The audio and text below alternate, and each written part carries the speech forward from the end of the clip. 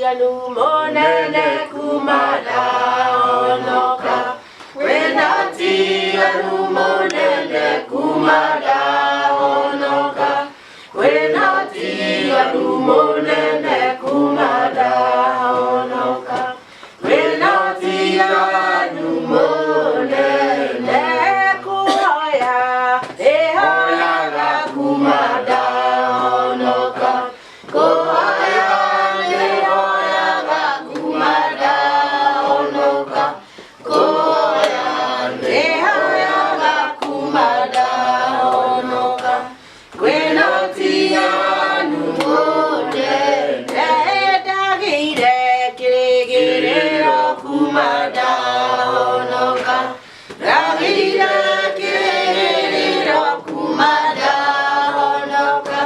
Dagire kirigire kumada onoka. Wena tiganu monene kuhoya ehoya ga kumada onoka. Kuhoya ehoya ga kumada onoka. Kuhoya ehoya ga kumada onoka. Wena tiganu monene dagira kirigiri kumada onoka. Dagira kirigiri kumada onoka. Dagira kirigiri kumada onoka. Wena tiganu monene kuhuja ehuja ya kumada onoka. Kuhuja ehuja ya kumada onoka. Kuhuja ehuja ya kumada onoka.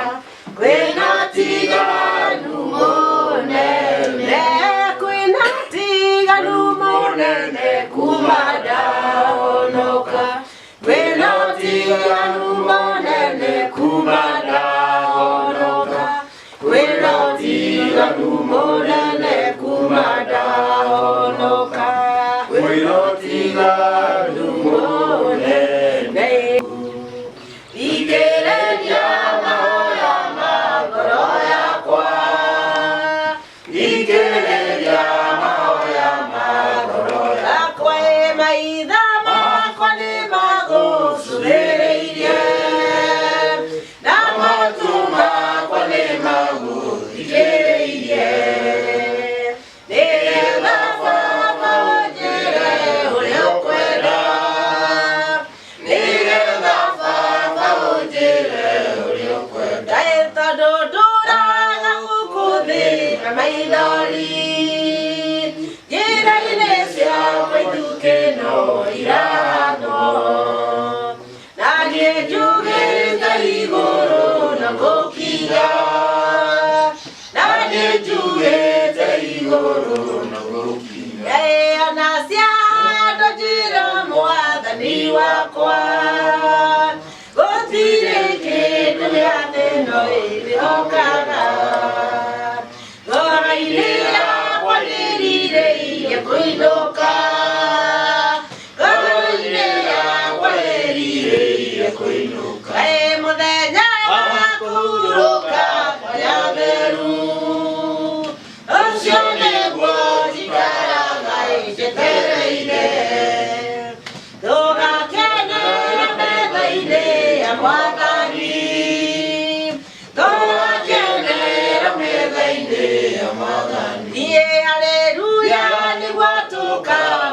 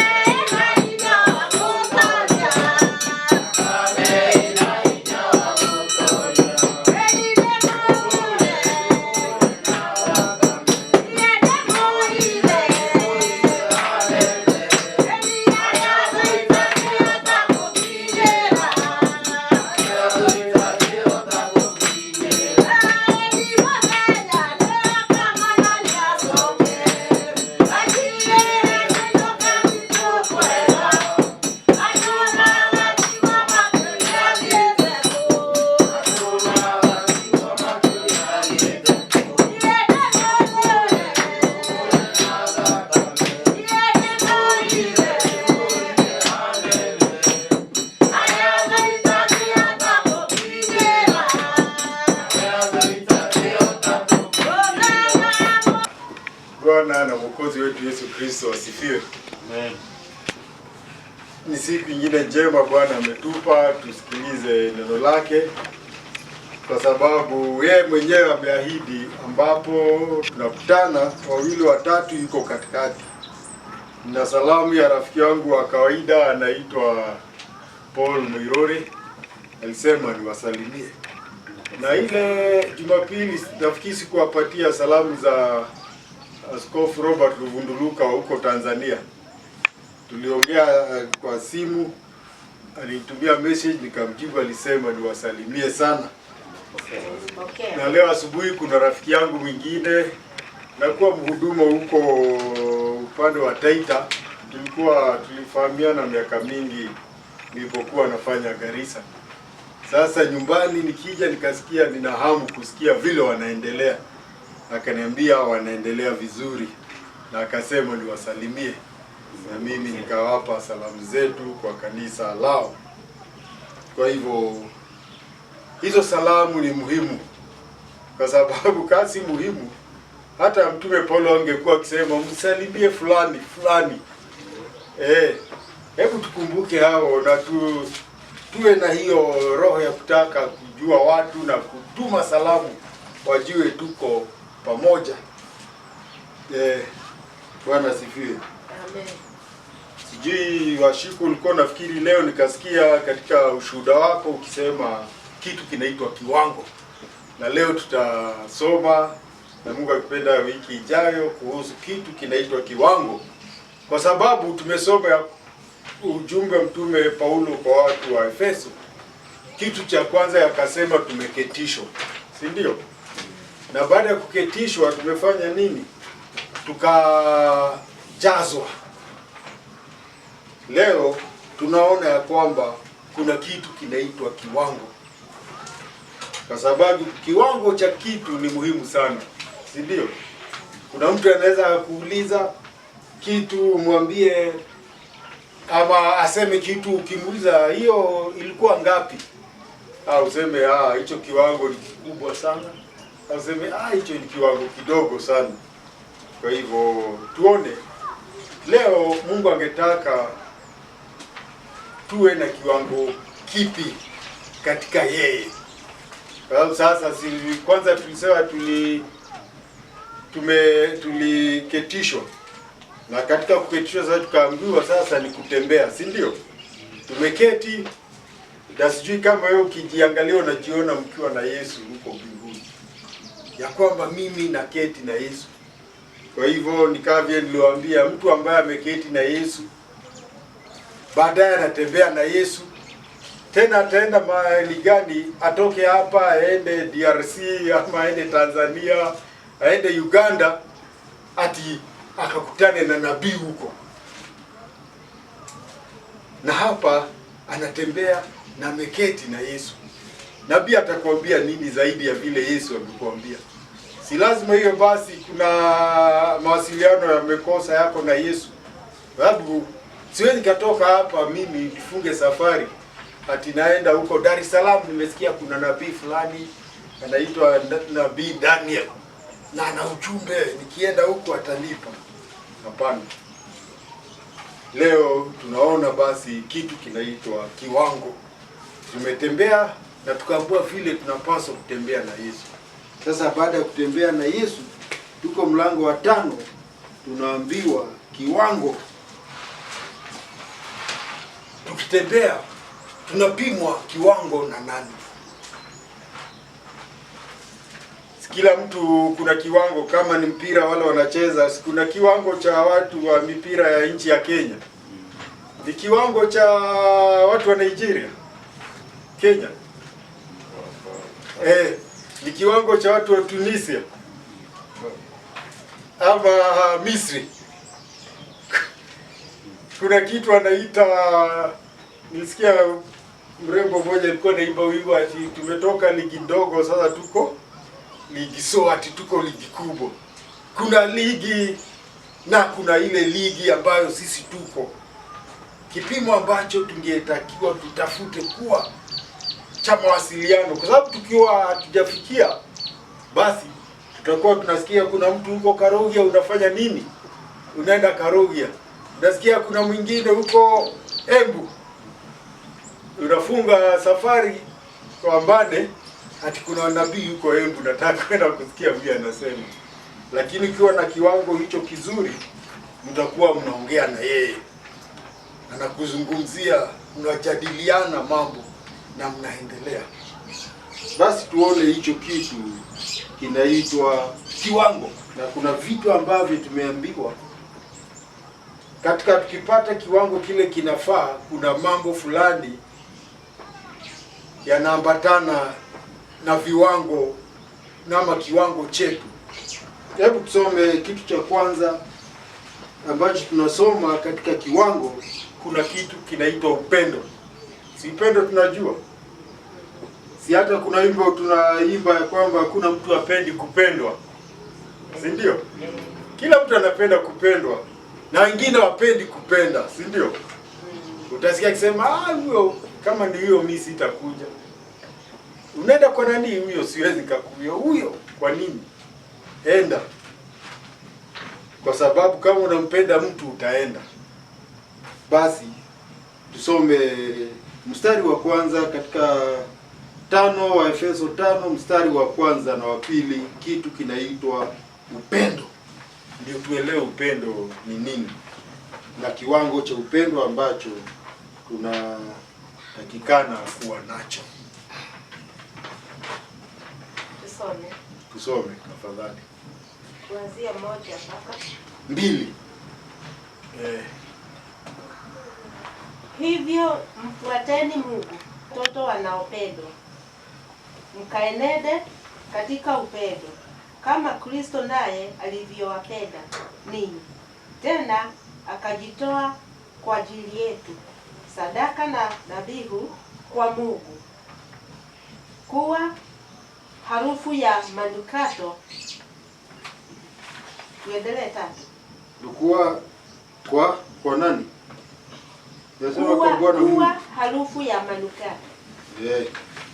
Basi hapo inatosha ya kwamba sisi kama tutatembea na Mungu, tunaambiwa kwamba tuna wajibu. Wajibu ni kusema ya kwamba si tafadhali ama si tukitaka. Wajibu nimeandikwa, tuseme leo nimeandikwa na kaunti ya Murang'a, na nimeandikiwa masaa yangu ya kazi, si ndio? Sasa kama nimeambiwa kazi ni kuanzia saa 2 mpaka saa 11, si afadhali, ni wajibu wangu. Na mtu akiwa na wajibu anahitajika kuwajibika. Lakini tunaona watu wengine wana wajibu lakini hawajibiki. Si tulisikia wafanyikazi wa serikali hao ndio walikuwa na sifa mbaya ya kwamba atakuja ofisini awache koti, lakini ana koti lingine. Kwa hivyo ofisi imefunguliwa, ukienda unaambiwa yuko wapi? Yuko mahali, yuko tu hapa, hajatenda mbali. Na kweli ukiangalia unaona ofisi imefunguliwa na koti liko. Lakini saa hiyo labda ofisi kama yuko Murang'a, yuko Embu, kuna shughuli zingine ameenda. Lakini sasa katika huduma yetu tunajua ni nani ametuajiri. Si Paulo yeye anasema alisema yeye ni mfungwa wa nani? Wa Yesu Kristo. Leo tukasoma habari za Yusufu akiwa gerezani. Na ukiwa gerezani unakuwa chini ya mamlaka. Kwa hivyo wajibu wa mfungwa ni kutii. Akiambiwa vile ataenda, akiambiwa ile saa ataamka, saa ile atalala, anafuata. Kweli? Basi sasa tumeambiwa tuna wajibu wa kumwiga Bwana Mungu kama watoto wapendwa. Yaani kufanya yale ambayo tumeona Bwana Mungu akifanya. Kuishi maisha ambayo Bwana Mungu ametupendekezea na ametuambia hiyo ndio. Tunamkumbuka akizungumza na baba yetu Ibrahim, alimwambia mimi ni Mungu mwenyezi. Mungu mwenyezi, Mungu mwenye enzi, zote ni zake, si ndio? Akasema enenda mbele yangu na uwe mkamilifu. Hiyo tu, ya kwamba tukipelekana na Mungu kwetu anadai tu tuwe wakamilifu. Tusikue leo tunatembea na Mungu, lakini wakati tunaona Mungu hayuko karibu, tunafikiri yuko karibu, tunafanya mambo yetu. Nakumbuka kuna kisa nilisikia, ukweli wake sijui. Nilikuwa huko upande wa Garissa nikasikia kuna bwana moja ya Katajo na alikuwa ati askari au analinda wanyama wa porini Si tunajua hao wanalinda wanyama wa porini wasiwindwe, si ndio? Ati mtu ile asema achana na huyo huwa mwindaji haramu. Amepewa kazi ya kulinda, lakini yeye mwenyewe anawinda, na amepewa kazi ya kulinda wanyama wasipigwe, wasiwindwe. Kaomba sisi tumuige Bwana Mungu katika mambo yote ambayo tunafanya mambo ambayo Bwana Mungu anapendezwa nayo. Tukasoma habari za Yusufu ya kwamba mahali popote atalipokuwa yeye alikuwa anamuiga Mungu. Hata akiwa kijana tunasoma habari zake akiwa miaka 17. Akiwa kama miaka 17 ndio tunaambiwa habari zake. Akaanza ameenda na ndugu zake, wameenda malishoni, akiona tabia zao anaenda anaambia baba yao, hawa watoto nafikiri walikuwa ule mama aliitwa Bilha, walifanya. Sasa akachukiwa. Na ujue kitu kingine ilifanya wachukiwe, mama yao au vijana wengine hakupendwa na baba yao. Walikuwa hivyo, walikuwa wawili wa mama, huyu aliitwa Raheli, si ndio? Walea na wakakuwa wengi. Sasa akakuwa anachukiwa, lakini yeye akafanya ile inapendeza, ya kwamba hata alipokuwa gerezani alikuwa na wajibu wa kufanya yale yanapendeza Mungu, na Mungu akakuwa naye. Kama watoto wapendwa, na ni kweli wanasema, mzazi anasema anapenda watoto wake sawa sawa,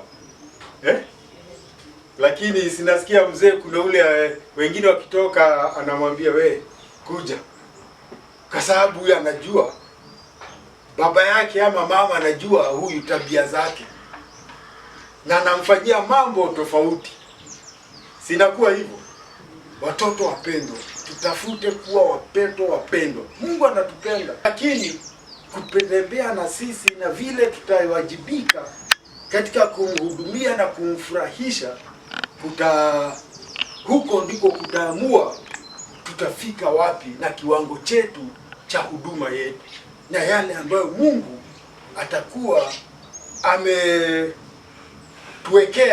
ametuwajibisha nayo. Sababu utakuta kanisani watu wanataka kushindana wakati mwingine. Si fulani tu anaimbisha, hata sisi tunaweza kuimbisha. Fulani tu ndiye anaambiwa toe ushuhuda, ndiye anaambiwa toe aimbe, ndiye anaambiwa hubiri, hata sisi tunataka kuhubiri. Lakini mchungaji anafurahi sana watu wote wakiwa wanahubiri, ya kwamba akitoka anajua hata nikiwa siko kama mimi naenda safari wakati mwingine. Umesikia nikitumana ati wahubiri waje huku? Situmani. Kwa nini? Kwa sababu najua nyinyi mmewajibika na mko na neno. Basi tunaambiwa tumuige Bwana Mungu. Usiige huyo mtu unaona ati huyo ndiye anafanya. Hapana. Wewe iga Bwana Mungu. Tafuta yale tu Mungu amesema. Ukifanya hayo inatosha. Basi ametupenda ya kwamba tunaambiwa hii inahusisha kuenenda katika upendo, ya kwamba tukihudumia Mungu na tukitembea na yeye lazima tuwe watu wana upendo ndani yetu, kwa sababu Mungu ni upendo. Kwa sababu Yesu ametupenda na kujitoa mwenyewe kwa ajili yetu. Si alikuja kwa hiari yake, akasema watu nitawakufia. Hata alipozomewa, alipokataliwa, alipolaumiwa, alipomshtumu, naambiwa hakuna yeye kuwashtumu, aliwashtumu. Yeye alikuwa amefurahi tu kumaliza, na amejua hii ni kazi ile nilikujia. Hata wakati ambapo mzigo ulikuwa mzito juu ya moyo wake, akasema hapana, nilikuja kwa sababu ya wakati huu na kusudi hili nilikuja. Ya kwamba akajitoa mwenyewe kwa ajili yetu, alijipeana mwenyewe kama sadaka na dhabihu. Na tumeambiwa ya kwamba dhabihu yake ikakuwa na harufu ya kupendeza, ikakuwa ni marashi, ni kama marashi mazuri. Aliposimama msalabani na akajitoa, alipomwaga damu, alipopitia mazito, tunaambiwa alijitoa kwa hiari. Basi hebu na sisi tumuige, tuwe watu hao wanaopenda. Tumeambiwa kwamba mtu ambaye hajamuona Mungu na anasema anampenda Mungu, lakini ndugu yake ambaye anamuona hampendi, tunaambiwa hakuna, huwezi ukampenda Mungu ambaye hujaona na yule ndugu namuona, mnaishi naye, humpendi. Ukisikia akiongea inakuwa uchungu, ukisikia akitajwa mahali unatafuta vile utabatilisha, vile utaharibu hiyo sifa yake. Hapana, tuwe watu ambao tuko kama Mungu. Mungu anatupenda, anajua makosa yetu, kwa sababu hakuna mtu atasema mimi niko sawa. Kuna mwanasiasa mmoja alikuwa anasema yeye ni mweupe kama pamba. Mwenyewe tu ni anafikiri, lakini ukimfuata utakuta si mweupe. Lakini Mungu mwenyewe yuko msafi. Mungu yeye ni mtakatifu. Basi tukimuiga tuko sawa. Amen. Amen. Na ndio sababu Yesu dhabihu ikakuwa nzuri, harufu nzuri ya kupendeza kwa Bwana Mungu. Mungu akafurahi Yesu alipotoa damu yake ambayo ilikuwa ni kukamilisha maisha yake hapa duniani, ambapo tunajua tukisoma hakuna makosa hata moja alifanya. Hata alipopelekwa kushtakiwa wakakosa, ilibidi watafute mashahidi wawili wa uongo, watoe ushahidi wa uongo ndio waseme kweli ni mtu mbaya. Lakini hata huo uongo wao ulipopimwa na maneno yake, hata Pilato akasema huyu mtu hana makosa. Nisoma mahali wanasema unajua maneno yanaandikwa nyuma ya magari imeandikwa ambapo nini, fisi ni yeye hakimu na mbweha ni yeye kiongozi wa mashtaka, mbuzi hana haki. Yesu alijikuta hapo, yuko hapa. Warumi hawajali mambo ya Wayahudi, si ndio? Wakasema huyu auawe, akasema basi auawe. Yaani hata yeye, ijapokuwa alikuwa ameonywa, mke wake alikuwa amepata ndoto, lakini akaona kwa nini? Walimwambia wewe, tutaambia Kaisari ati wewe si rafiki ya Kaisari. Akajua sasa akiwa hapa mambo yanaweza yakaharibika. Akasema basi mjue si mimi. Wakasema sawa, ni sisi. Na hiyo ikampendeza Mungu kwa sababu alibeba makosa yetu, alibeba deni yetu, akatulipia. Tuwe hivyo watu kama hao wanaopenda. Tusijidanganye kuna mahali tunaenda, kama ndani ya moyo wako kuna mtu unachukia, unasema huyo hata nikimuona mimi nasikia tu hata kufunga macho.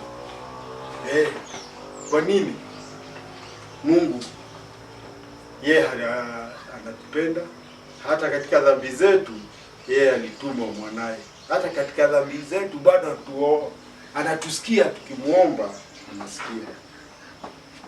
Funzo liko katika Yeremia 31:3 inasema, Bwana Mungu alinitokea zamani akisema, naam, nimekupenda kwa upendo wa milele. Ndiyo maana nimekuvuta kwa fadhili zangu. Ni Mungu anaongea na Israeli ya kwamba naam, nimekupenda kwa upendo wa milele. Hebu tupende watu kwa upendo wa milele, kwa sababu si tunaongea mambo ya milele, tutafika milele. Sasa mtu ambaye umechukia, mtaishi naye aje milele tena? Si utakuwa na shida kubwa, na Mungu ataruhusu watu kama hao ambao wanachukia waingie kwake? Ujue ukichukia wewe unajitoa katika hiyo hesabu. Nijue hivyo. Nikisema nachukia washiko, nachukia wadan sana, nijue nasema sitaki mambo ya Mungu, sitaki kwenda huko mbinguni. Yohana 13:35 inasema, kwa hili watu wote watajua ya kuwa ninyi ni wanafunzi wangu, mkipendana ninyi kwa ninyi. Wakati unaenda kuambia mwenye dhambi, mtu hajaokoka, habari za ndugu yako, huyo wachana, wewe ndio unaongea mambo ya watu mko nao kwa kanisa, ujue wanajua hata wewe hakuna kitu, hata wewe hujaokoka. Kwa sababu na neno linakwambia na linatuambia tukiwa hatupendi tujulikane hivyo, kwa sababu ya vile tunapendana. Watu waseme huyu ameokoka, vile namuona akizungumza, hata yale anazungumza mambo ya Mungu na mambo ya watu wengine, anazungumza mambo mazuri. Jambo la pili, wa Efeso 3:13, tutaona mambo mawili hapo. Tutaona mambo mawili hapo. Lakini kitu kile tunaona ni kitu kinaitwa usafi. Si tunajua usafi? Si ndio mtu akasema yeye ni msafi kama pamba? Mweupe, mimi msafi. Hata tukitoka nyumbani, kuna mtu atatoka kija kanisani ikiwa mchafu. Si watu watashinda huyu mtu kwani alikuwa anaenda wapi, si ndio? Basi katika maisha pia kuna usafi fulani ambao Mungu anatutakia. Kwa sababu huo usafi unaambatana na Mungu. Si Mungu yeye ni msafi? Unaweza kwa kuwa wewe msafi mnatembea na mtu mchafu? Mnaishi na mtu mchafu, mtaweza kuishi nyumba moja? Yeye nguo anatupa mahali anataka, akikula anawacha sahani hapo mahali anakulia, chakula ikianguka chini asafishi, akiingia nyumbani na matope ana mtu kama huyo mtapelekana? Basi Mungu pia yuko hivyo, yeye ni msafi. Yeye tumeona kitu cha kwanza, Mungu ni pendo, na kama yeye ni pendo, tena tuambua Mungu ni msafi. Na kiwa msafi, kuna usafi ule tuna wajibu kuwa nao. Basi si afadhali, sio labda, sio wakati mwingine, lakini vile tumewajibika kuwa. Hebu tusomee mstari wa 3, 4, 5. Kuna kitu kinaitwa dhambi. 3, 4, 5. Hiyo Efeso 5, 3, 4, 5. Tuone dhambi, tunaambiwa nini kuhusu dhambi. Lakini uasherati usitajwe kwenu kamwe, wala uchafu wowote, wala upuzi, wala upishi.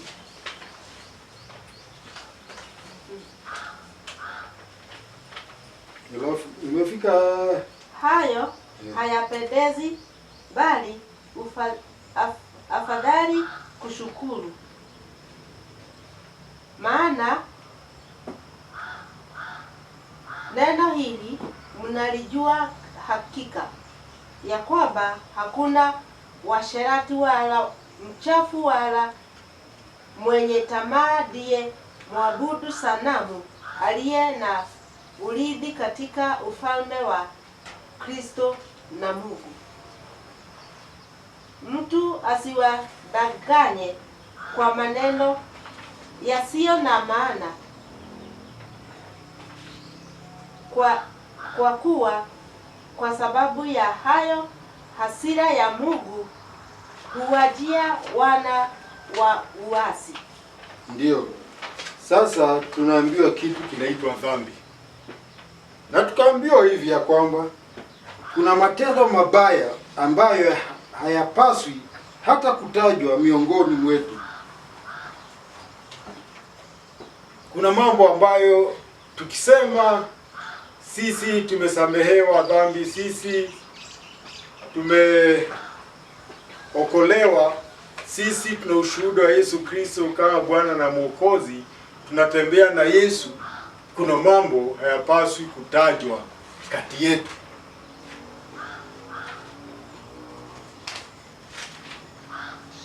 Nakumbuka juzi kulikuwa mtandao kikundi fulani kikajikusanya watu wa kanisa fulani, tulikuwa tunaenda kabla niokoke. Kuna kanisa tulikuwa tunaenda, na hata tulikuwa wale vijana wako ibada ikifanywa tunakuwa ni sisi tuko hapo mbele.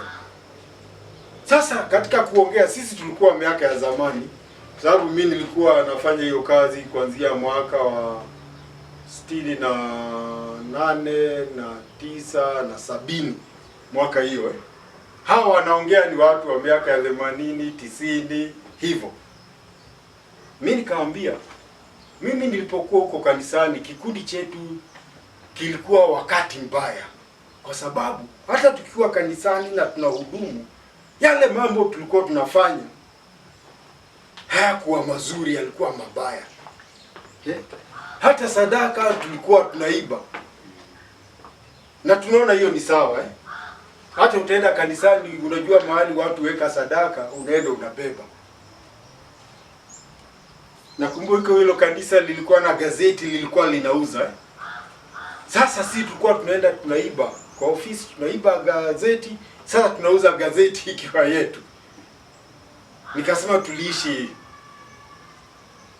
lakini nikawaambia mi baadaye hata hiyo imani nikaachana nayo, lakini siku moja nikakutana na mahubiri ambayo yalizungumza na moyo wangu, nikaona kweli mimi japokuwa najiita Mkristo, mimi si Mkristo. Nikakubali kuwa Mkristo.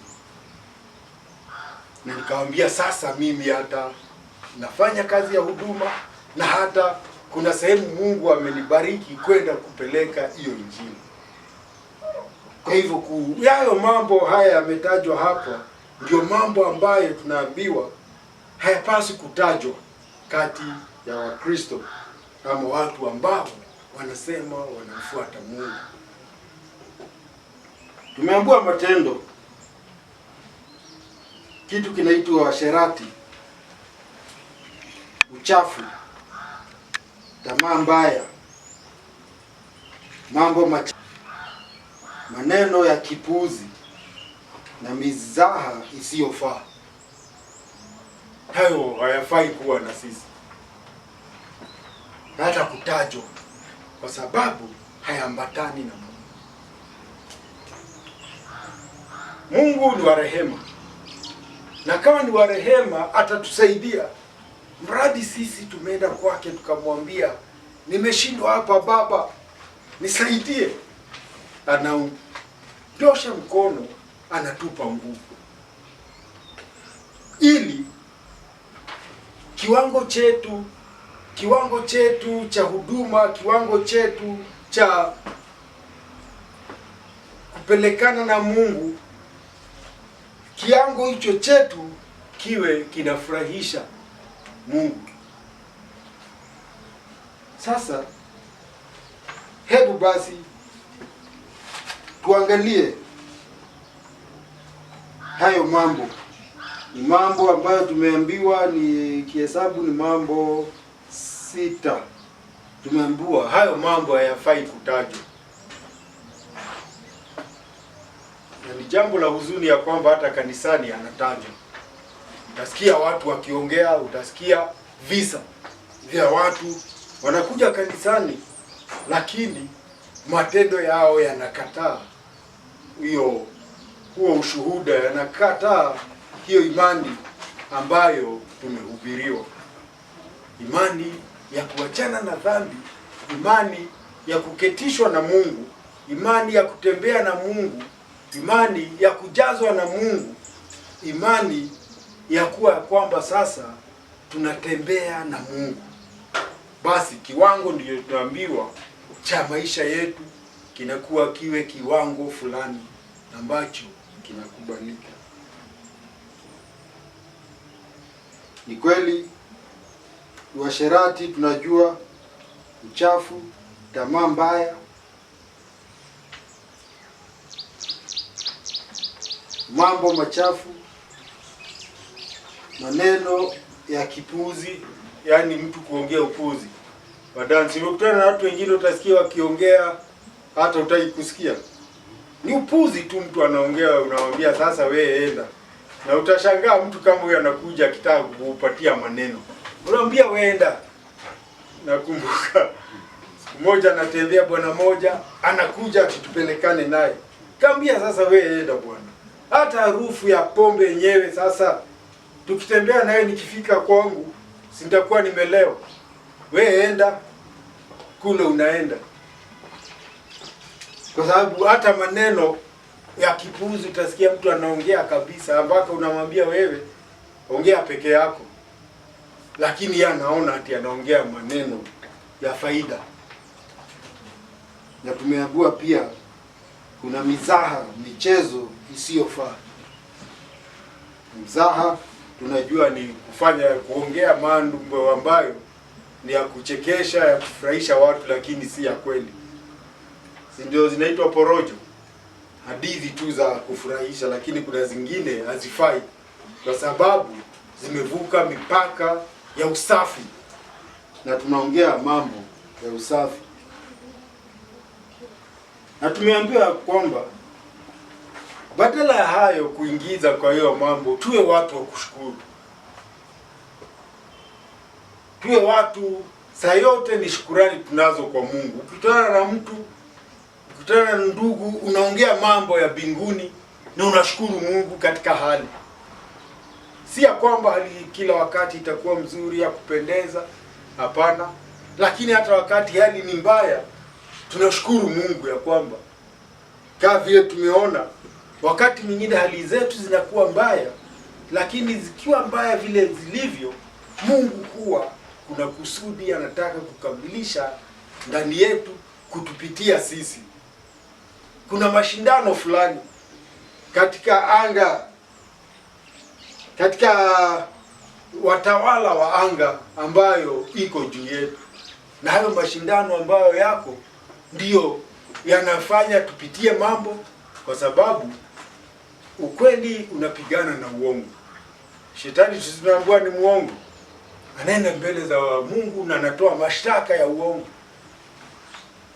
Si katika kisa cha Ayubu tuliona vile alifanya?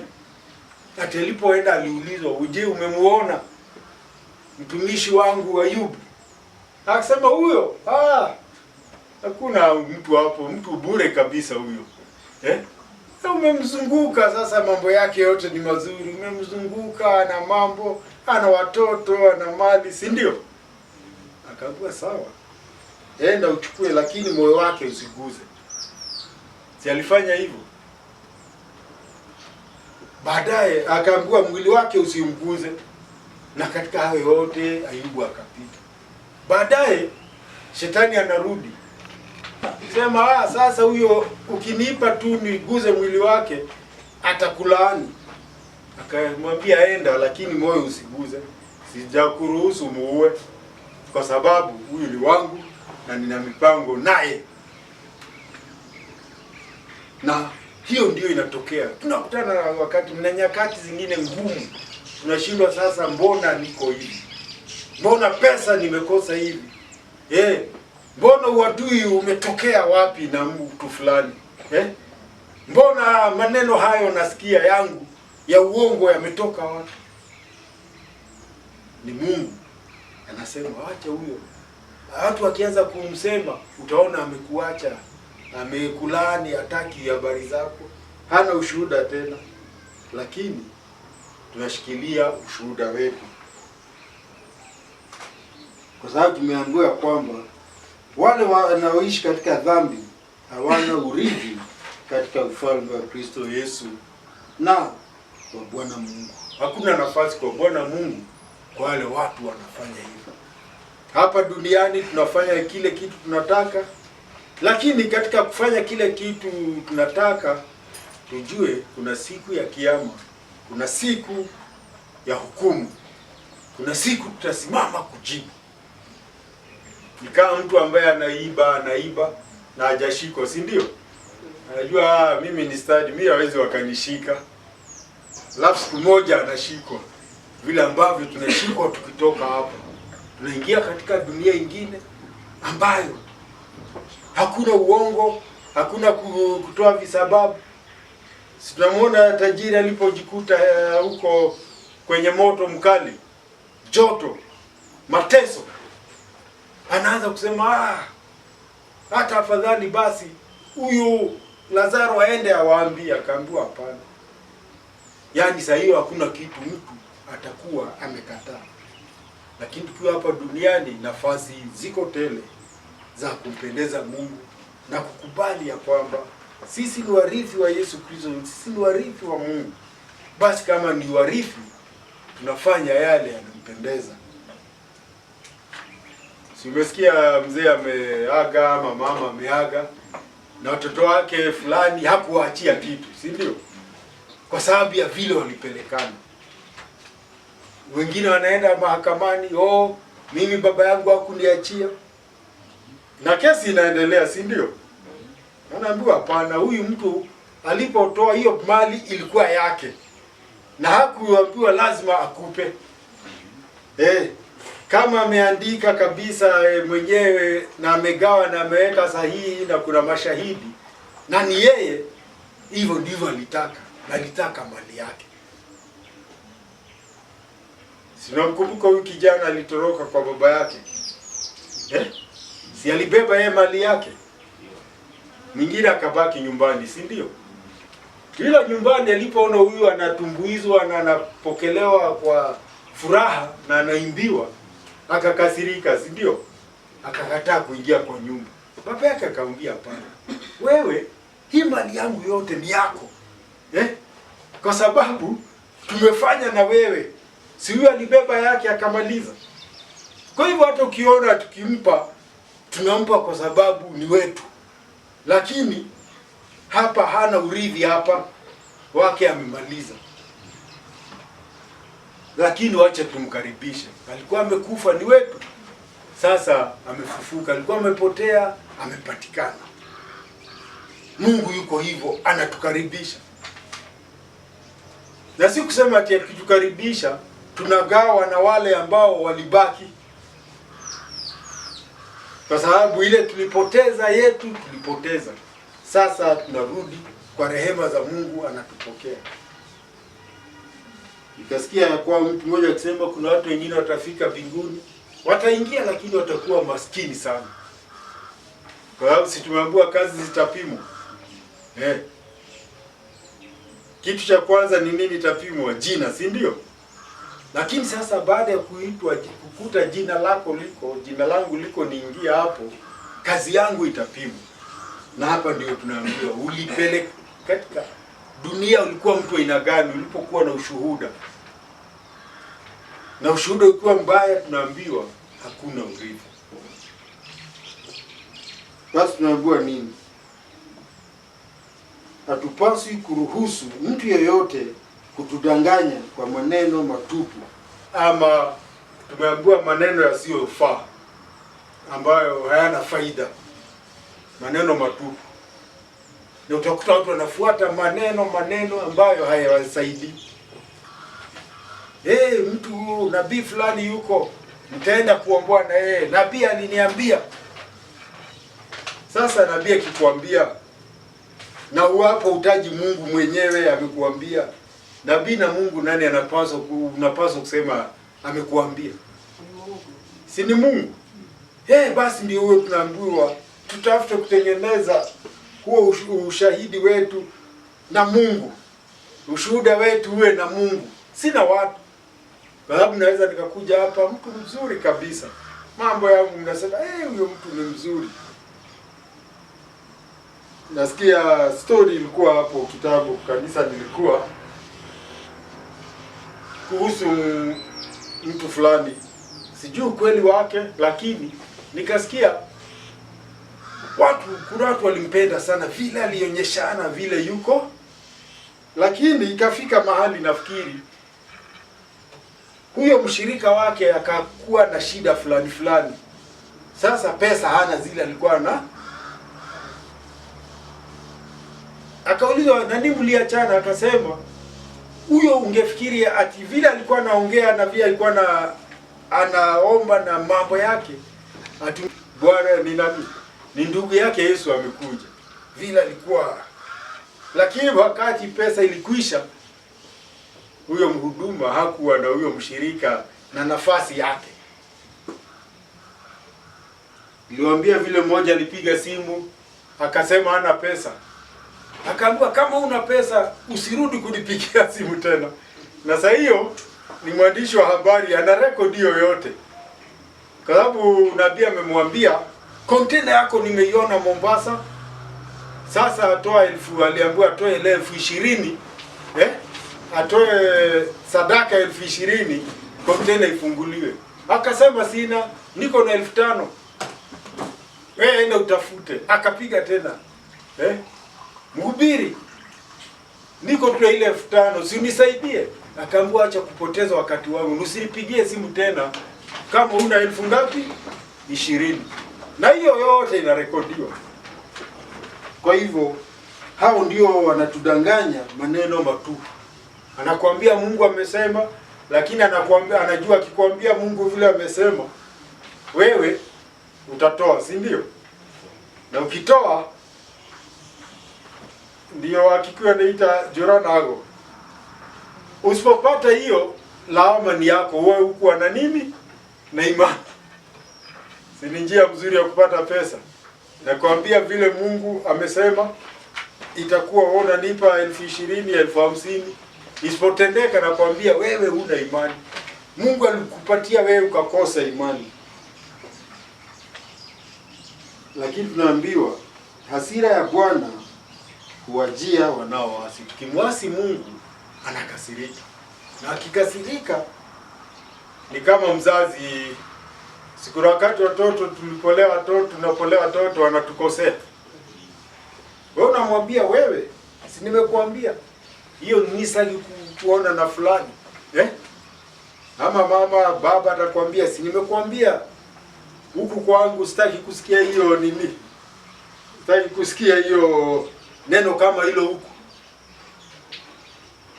Siku utasikia amezidi hiyo mtoto, si ndio? Kani kiboko uchukue umcharaze vizuri. Ndio tunaambiwa Mungu anafanya hivyo. Nakumbuka siku moja nilikuwa naongea na baba mmoja rafiki yangu watoto wake walikuwa rafiki zangu, hata nilikuwa nawachukua naenda kuwatembeza Sasa tukakuwa mahali tunakula na wamewanunulia lunch Sijui nini kidogo kijana alifanya, sijui kitu ikamwagika, akasema neno mbaya. Vile alisikia shuleni vijana wanasema, si ndio? Sijui hata sikufikiri. Nilisikia tu nimempiga kofi, nikamwambia hiyo neno umetoa wapi? Nilikwambia baba yake, akasema wewe ulifanya vizuri. Kwa sababu si baba yake alimfundisha, si mama yake. Lakini si anasikia vile watoto wanaongea. Nikamwambia maneno kama hayo usiongee. Funzo. Yeremia 32:34 inasema, bali waliweka machukizo yao ndani ya nyumba iliyoitwa kwa jina langu ili kuinajisi.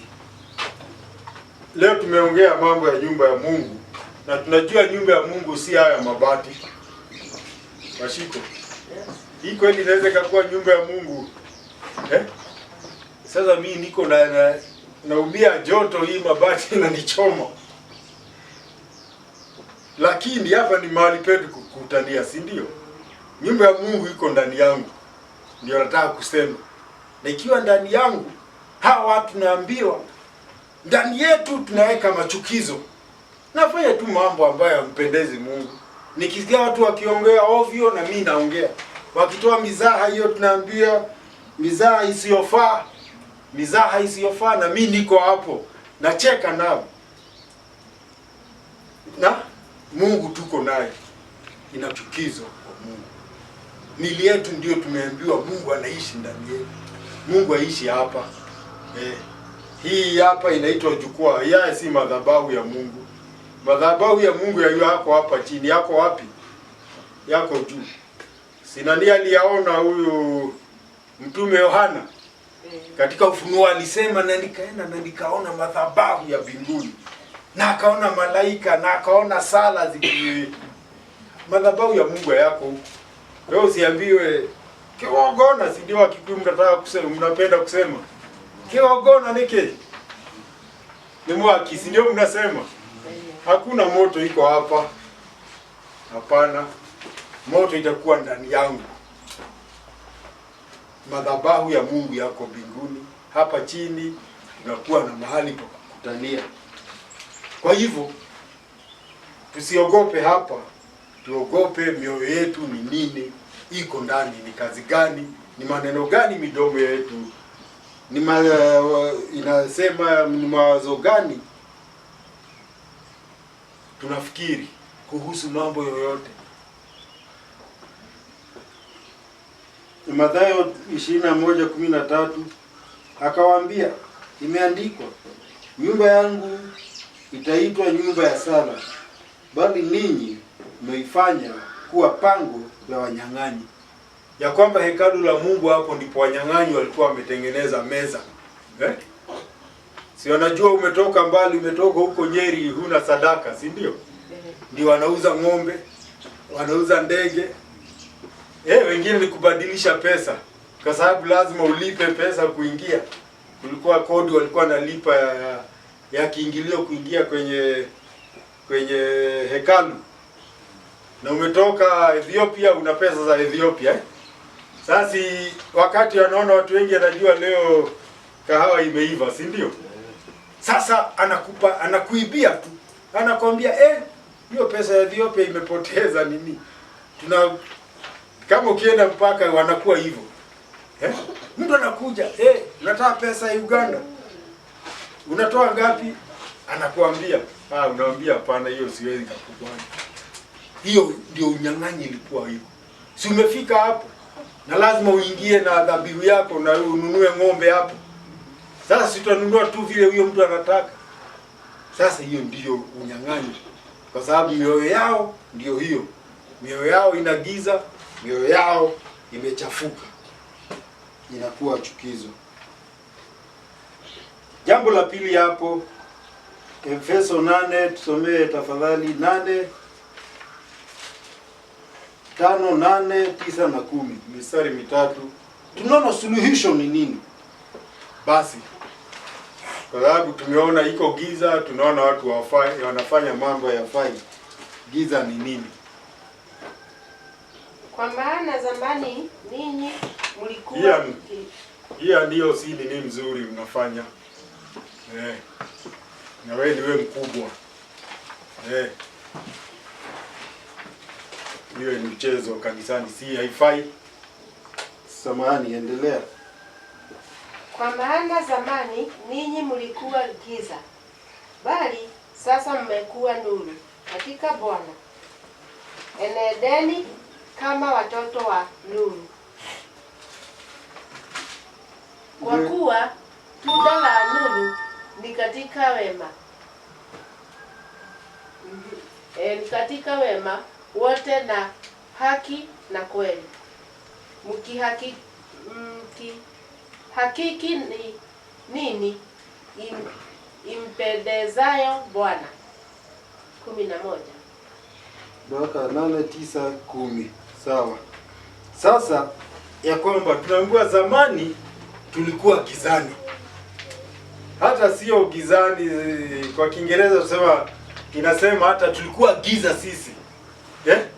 Ya kwamba wadani wakati tulikuwa huko mtu angekuja tumpe mashauri mazuri.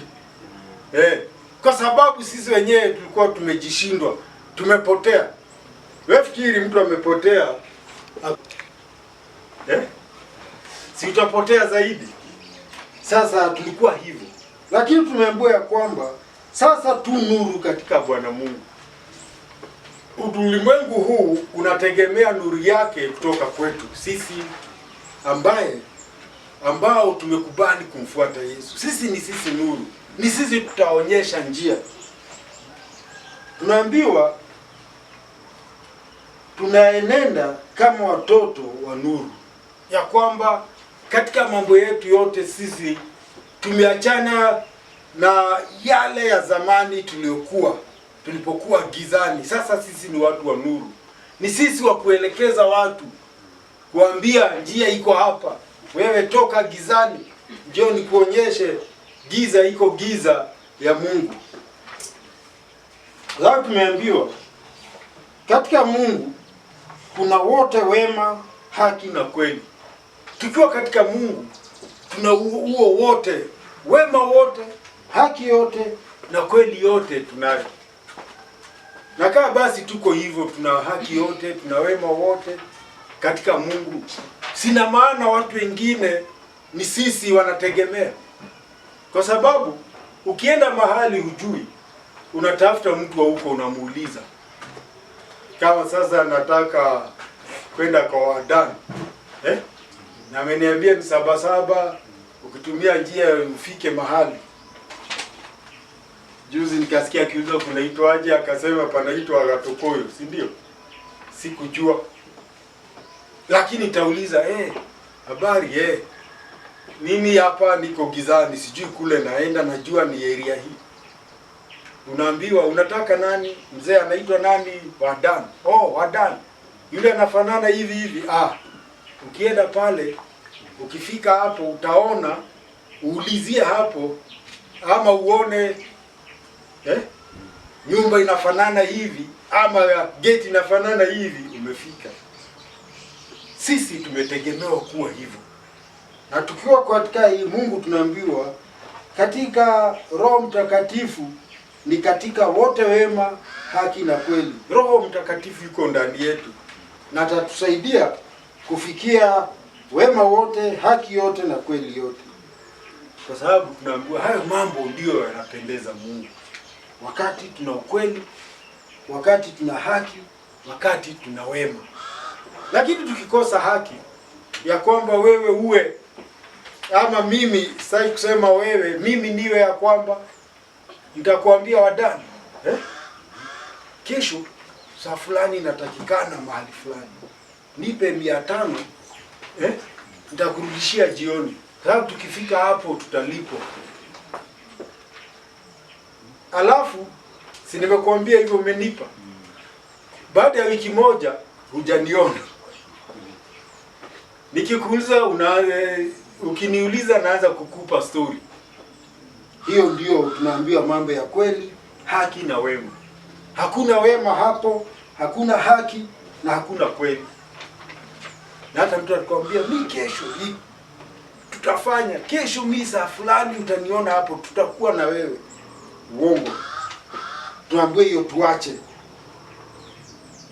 Kwa sababu tumeambiwa tunatafuta kumpendeza Bwana Mungu. Na katika kutafuta kumpendeza Bwana Mungu, hatuwezi kufanya mambo ambayo hayapelekani na yeye, mambo ambaye hajatufundisha. Hatupaswi kushiriki kamwe katika matendo yasiyofaa ya giza. Hatupaswi, yani tuachane na hayo mambo yote yasiyofaa, mambo ya giza. Lakini hasa kile tunapaswa kufanya ni kuyafunua. Mali unaona giza, funua. Mtu akija kuambia vile anafanya hivi hivi, mwambie hapana, hiyo ni uongo. Si watu husema hivyo? Mimi nafanya biashara, unajua, mwambie acha uongo. Ongea ukweli. Si umeamua kufanya biashara? Kama kitu chako unauza shilingi 50, mwambie hiyo ndio bei yangu. Akijaribu maneno usimdanganye ati hapo hata kwa hiyo 50 mimi napata tu shilingi 5. Si ndio wanasema? Atakwambia hata hii hakuna faida napata. Nataka tu angaa nipate, nirudishe pesa yangu, nitafute vitu vingine. Si ndio wanaongea? Hiyo tuache, tuwe watu wa kweli. Ni aibu hata kuyasema mambo yanayofanyika kwa siri. Ni kweli? Si mambo yanayofanyika kwa siri ni mengi. Ukisikia kikundi kimekutana cha majambazi, wanakutana mahali pale hadharani, wanaongea, wanaenda kwa siri, wanaongea mtu fulani tufanye, twende kwake. Tukienda kwake kuna ng'ombe tunaweza tukwenda kubeba. Hiyo yote tunaambiwa mambo mengine ni aibu. Tunaambiwa nuru hufunua kila kitu. Tukiwa katika nuru, mambo yetu yote yatakuwa yamefunguliwa, tutaishi vile tunapaswa kuishi. Yeremia 2:13 inasema, kwa maana watu wangu hawa wametenda maovu mawili. Wameniacha mimi niliye chemchemi ya maji ya uzima.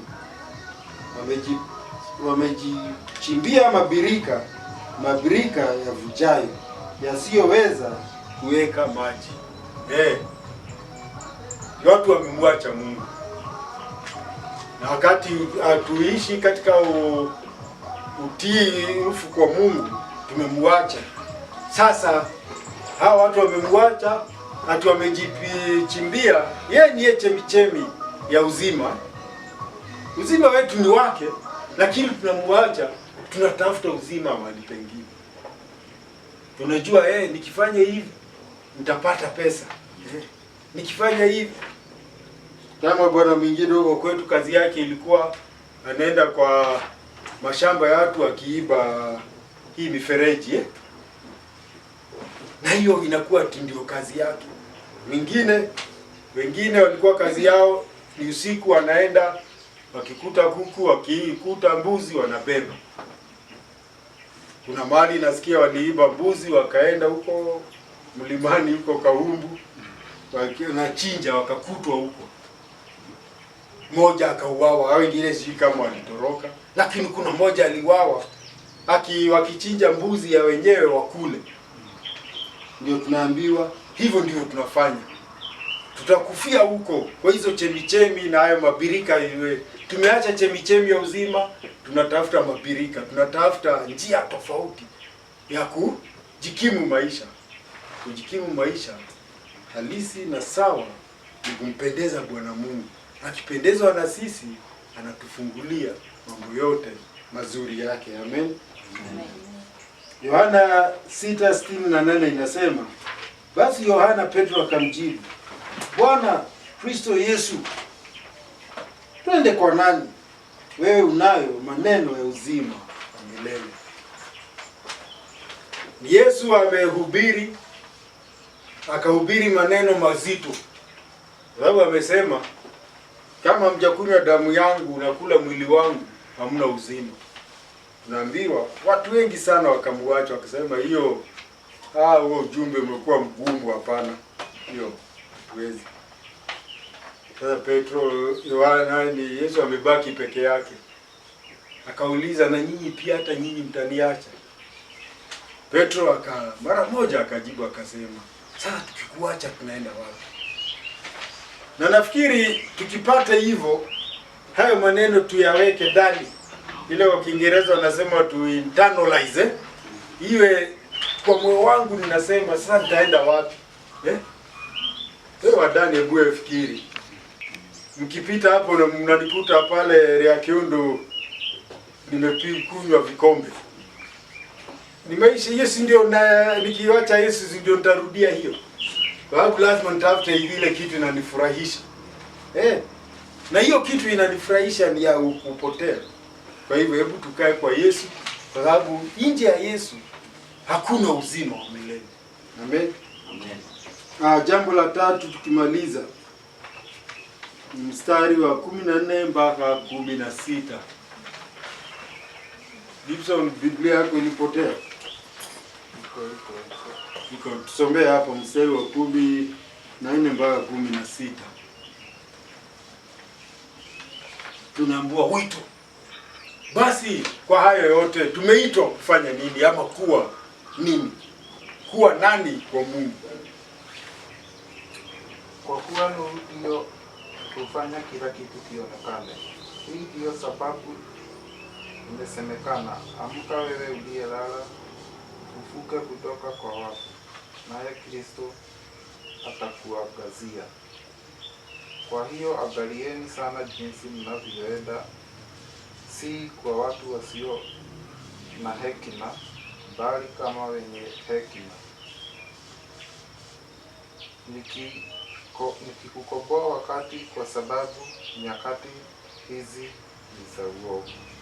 Amen. Sasa tunaambiwa basi wote tumeitwa.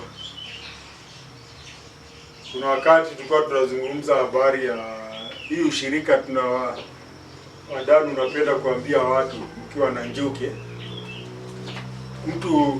Nikasikia mtu ameuliza, unajua kwenda ushirika ni mwito. Yaani watu wanaitwa kwenda ushirika. Wambane wewe unakuja ushirika? Si unakuja? Si unafundishwa? Tunatoa ushuhuda. Sasa kuna watu ambao wameitwa wasifundishwe. Wako hivyo wawe hapo. Tumeambiwa. Sasa hawezi kwenda kule alikuwa anaenda. Neno analo, lakini hawezi akakuja hapa kutupatia hilo neno. Kwa sababu ndio tunaambiwa tuokoe. Ndio ile wakati tuna nafasi tunaitumia vizuri. Kwa sababu ikifika hiyo wakati umeisha, umepita, hatuwezi. Saa ingine hata inaweza ikafika mahali nikiongea mambo ya Ayubu, nasema vile Ayubu alitumwa wapi, Ninawi, naongea mambo ya Ayubu. Sasa Ayubu akamezwa na samaki. Watu wananiangalia, huyu mzee Ayubu alimezwa wapi na samaki? Hapana, Mungu wetu awabariki. Amen.